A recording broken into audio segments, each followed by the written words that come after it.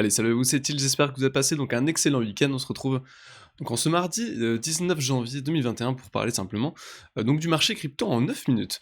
On commencera comme d'habitude par le SP500, donc le marché américain, le marché européen, le dollar et le gold pour avoir une vision assez globale hein, sur la situation au niveau des marchés traditionnels. On enchaînera ensuite par le Bitcoin, analyse du Bitcoin en hebdomadaire, en daily, en H4 comme d'habitude. On fera un point aussi sur la dominance et sur Ethereum, Bitcoin, hein, qui commence à se placer correctement bien. Donc là, là on arrive sur les résistances qui commencent à être extrêmement importantes hein, pour cette paire.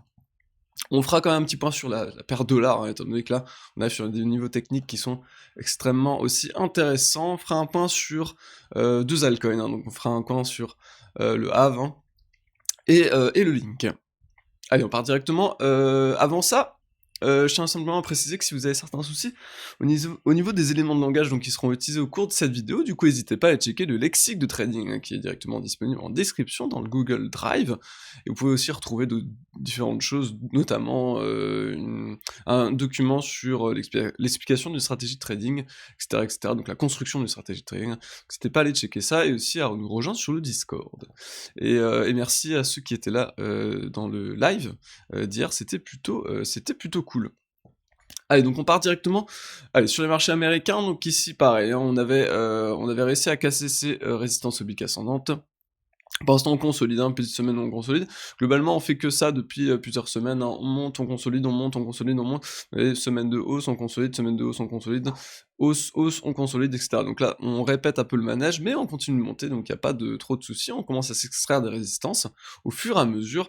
Idem sur le marché européen, ici où on va du coup consolider plutôt, voilà, la semaine dernière, on a consolidé, et là voilà, on attend maintenant une nouvelle cassure hein, des sommets. Pour l'instant on pullback des niveaux, donc en théorie on pourrait aller rattraper, je pense, des sommets relativement assez rapidement. On a aussi du coup donc le dollar hein, qui avait validé cette double divergence haussière, et là il commencerait peut-être, donc là ça l'est pas encore franchement, mais on commencerait peut-être à avoir une divergence cachée, apparaître sur là, dans une zone intéressante, étant donné qu'on est dans le Vegas.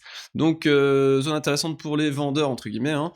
Et derrière, si on pousse à la divergence bearish cachée, ça pourrait être intéressant, et je pense qu'on ira derrière.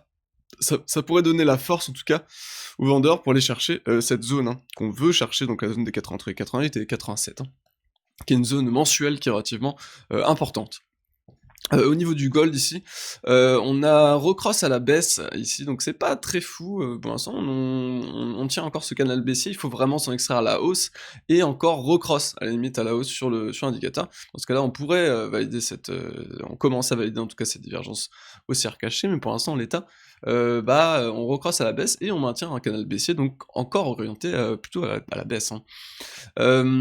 Alors le Bitcoin en hebdomadaire, on a simplement donc voilà, une bougie de consolidation la semaine dernière qui est pas folle honnêtement, c'est pas une bougie qui est extraordinaire, hein, on aurait quasiment une sorte de pendu, donc c'est pas très fou.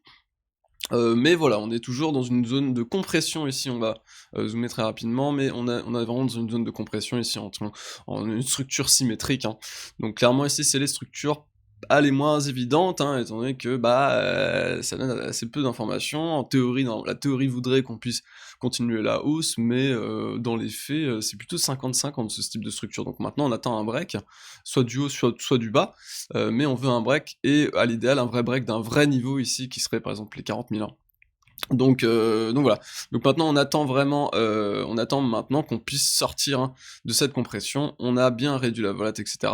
Donc on attend maintenant une vraie sortie pour pouvoir faire quelque chose. Pour l'instant en l'état, c'est un peu compliqué d'agir au sein de ce triangle. Hein. C'est même pas possible en fait. Hein. Ça donne pas.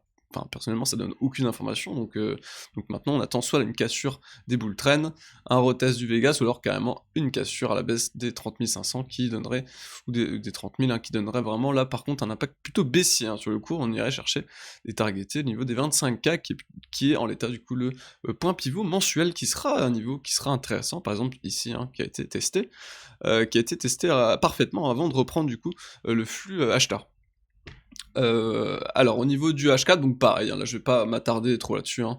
On est au-dessus quand même du pivot, hebdomadaire, donc c'est encore orienté légèrement à la hausse ici, mais c'est vraiment pas très fou, c'est pas très, on compresse simplement, donc maintenant voilà, on attend une sortie. Il y aura forcément une explosion assez rapidement là du cours.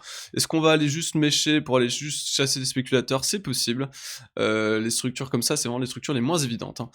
Étant donné qu'on navigue au sein d'un range et voilà, et on crée des structures symétriques, donc clairement on peut aller chasser en haut, on peut aller chasser en bas, on peut faire beaucoup de choses qui sont assez dégueulasses, hein, ici pour les spéculateurs, type intraday dans ce type de zone.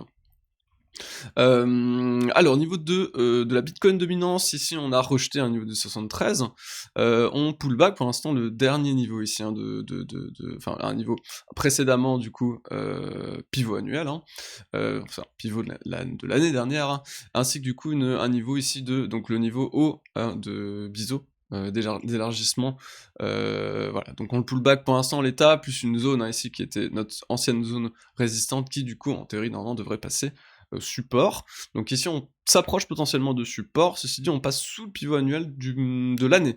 Donc maintenant, on verra si on s'instaure vraiment sous ça. Vraiment, une vraie confirmation, ce serait de passer sous les 63. Si on pouvait passer sous les 63, ce serait vraiment pas mal, hein, enfin, en tout cas pour les alts, hein. Pour les ads, je reçois beaucoup de notifications, désolé pour les petites notifs qui sont à côté. Je vais d'ailleurs, hop, couper le son. Et au niveau d'Ethereum Bitcoin, hein, ici, donc toute la zone, hein, ici, entre les 0,039 et les 0,042 va être une zone décisive, hein, pour Ethereum Bitcoin. Si on passe cette zone, hein, clairement, derrière, ça part sur quelque chose qui va être relativement fort, hein. Il faudra juste, en tout cas la target théorique de ce type de structure en épaule tête épaule inversée, qui est plutôt propre en vrai, hein, en termes de théorie et tout ça, c'est plutôt chouette. Il faudra simplement reporter du coup l'amplitude, hein, entre le bas et le haut, et on ira du coup chercher et targeter des niveaux qui seront en théorie très hauts. Donc ce sera très très intéressant à ce niveau-là. Voilà, je l'ai fait un peu large, il est un peu de côté, mais voilà, ça donne à peu près une idée pour aller chercher ces types de niveaux, hein, ici. Par exemple, en cours de clôture, ici on a quelques cours de clôture, on a quelques niveaux ici. Tac, tac, tac, tac. Donc toute cette zone hein, ici qui pourrait être intéressante, aux alentours des 0,07 jusqu'au 0,08. Cette zone ici peut être intéressante enfin, en termes de target théorique en tout cas pour l'instant. Et Ethereum USD, ici par contre, on est sur la TH, on a dépassé légèrement la TH, je sais pas, j'ai pas fait la comparaison avec tous les exchanges, mais on a quand même ici dépassé et mis un pied en dehors de la TH, donc nouvelle ATH pour l'Ethereum aujourd'hui même, qui pourrait mener derrière une accélération, en tout cas si il parvenait à rattraper entre guillemets le retard hein, qu'il a par rapport à Bitcoin, bah, c'est plutôt ça qui l'attend. Donc maintenant on attend de voir ce que ça va donner sur ces niveaux, mais en l'état c'est un niveau résistant, donc à acheter là, bon, c'est vraiment ultra faux moi, hein. Mais clairement voilà, gros niveau technique ici, on va voir du coup si on a une accélération à la hausse, un peu comme ce qu'on a vécu sur le Bitcoin, ou pas. Mais, hein, Ethereum Bitcoin est tellement bien orienté que je pense qu'il risque d'aller nous refaire une Bitcoin finalement, hein, et pas franchement s'arrêter sur cette résistance, plutôt aller arracher cette résistance et pousser très fort. Le Have ici qui pousse pas mal et qui valide, hein, ici. La semaine dernière du coup, hein, j'appelle ça un W de continuation, qui est plutôt propre ici, avec une target théorique qui nous mènerait largement en cassure d'ATH, sur la paire Bitcoin, hein, donc c'est vraiment une paire, voilà, c'est assez rare qu'on ait une paire Bitcoin aussi boule, hein, mais là clairement elle est ultra boule, et voilà, ça nous mènerait vraiment sur des nouveaux ATH, donc voilà, ça nous targeterait, allez, si on voulait arrondir, on pourrait aller targeter les 0,01. Donc ça nous ferait encore quasiment un x2 par rapport au cours actuel, hein. Donc clairement, très aussi, hein, très aussi, on a réagi sur une ligne de tendance de fond, et le link, on va finir sur le link ici qui se reprend quand même pas mal, hein, avec les niveaux techniques hein, ici qui étaient relativement importants.